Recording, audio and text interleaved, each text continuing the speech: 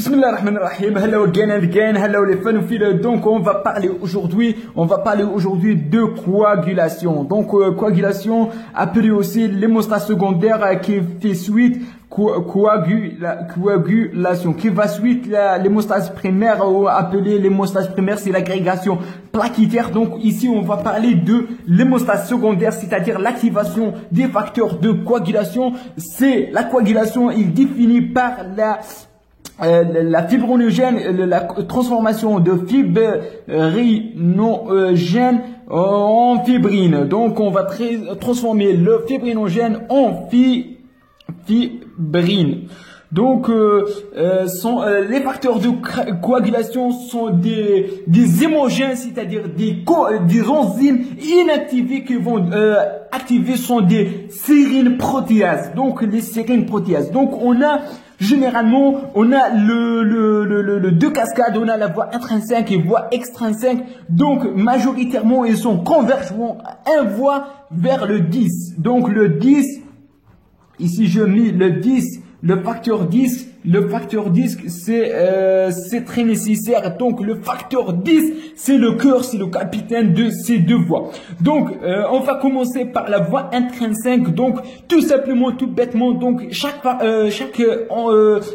hémogène va activer un autre hémogène en cascade, ce qu'on appelle le cascade de coagulation. Donc, ici, on va commencer par la voie intrinsèque. Donc, on a le facteur 12.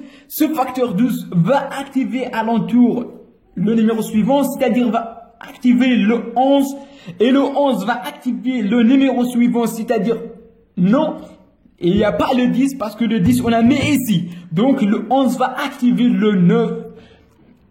Elle va activer le 9. Et le 9, elle a un cofacteur, ce qu'on appelle le facteur 8. Et ce complexe 9 avec le facteur 8 va activer le 10. Donc c'est ça la voie intrinsèque. Le 8, c'est 8 en anglais, c'est pour l'hémophilie A. Le 9, c'est pour l'hémophilie B. Donc ce sont deux cofacteurs de la coagulation qui sont très importants en pratique clinique.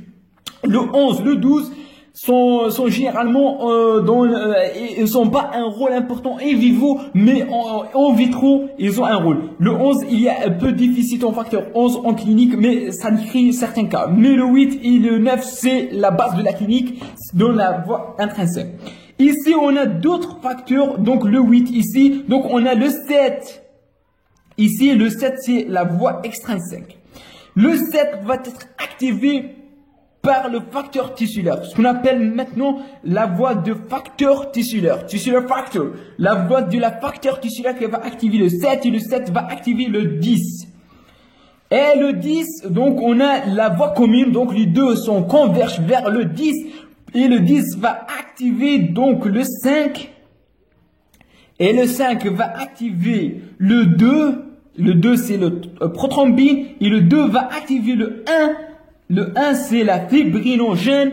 Le 1, c'est la fibrinogène. Donc, le 1, c'est le fibrinogène. Et le fibrinogène va transformer en fibrine par ce complexe. Donc, on a deux cofacteurs. C'est le cofacteur 8 et le cofacteur 5. Elle sert à amplifier l'action de ces cascades. Donc, maintenant, on sait que les choses sont pas comme ça, sont pas deux voies distinctes, mais en réalité, en physiologie de la coagulation, toutes les choses sont liées et cette liaison c'est par là. Donc la voie intrinsèque et extrinsèque sont collées par un pont. Donc le 7 va activer, c'est vrai, le 10, mais le 7 elle va activer aussi le 9. Le 7 activer aussi le 9 et le 9 avec le 8 donc va activer aussi le 10, donc double activation du facteur 10 directement par le facteur 7 ou indirectement par l'intermédiaire du facteur 9 qui vont activer le 10. Le 10 va activer le 5, le 5 activer le 2 et le 2 va activer le 1. Donc petite mnémotechnique, le 5 fois 2 égale à 10, donc pour sauvegarder la voie commune, donc 5 fois 2 égale à 10. Donc, mais c'est vrai, la physiologie va donner donc l'activation ici en bon, mais elle sert cette distinction entre facteur intrinsèque, voie intrinsèque et voie extrinsèque dans l'exploration. Par exemple, cette voie c'est trop longue, donc elle va être explorée par ce qu'on appelle le temps céphaline actif. Temps céphaline actif, c'est un test de l'exploration de la coagulation qui va explorer cette voie intrinsèque, c'est-à-dire le 12, le 11, le 9, le 8, et aussi la voie commune ici. Et ici, on va explorer par le type P, donc type P va explorer le 7 et le facteur tissulaire et la voie commune. Donc type P, il a 2 lettres, va activer ces 2 choses. Et le TCS 3 lettres, trop, donc elle va activer ce 3 lettres. Donc c'est 3 cofacteurs. Autre notion importante en coagulation sont les facteurs vitamino K dépendants. Donc on sait que ces facteurs, presque tous ces facteurs, ils sont fabriqués au niveau de foie. Au niveau de foie, donc on a des cofacteurs qui sont dépendants. Leur maturation, elle dépend de vitamine K, ce qu'on appelle le 1962. C'est-à-dire le 10, le 9, le 7 et le 2. 10, 9, 7, 2, donc elles vont être nécessaires, vitamino K dépendant qui fait une carboxylation pour l'activation, pour la maturation de ces hémogènes, et ils ont libéré donc qui sont impliqués dans des médicaments, ce qu'on appelle les antivitamino K, qui ont inhibé ces 4 facteurs.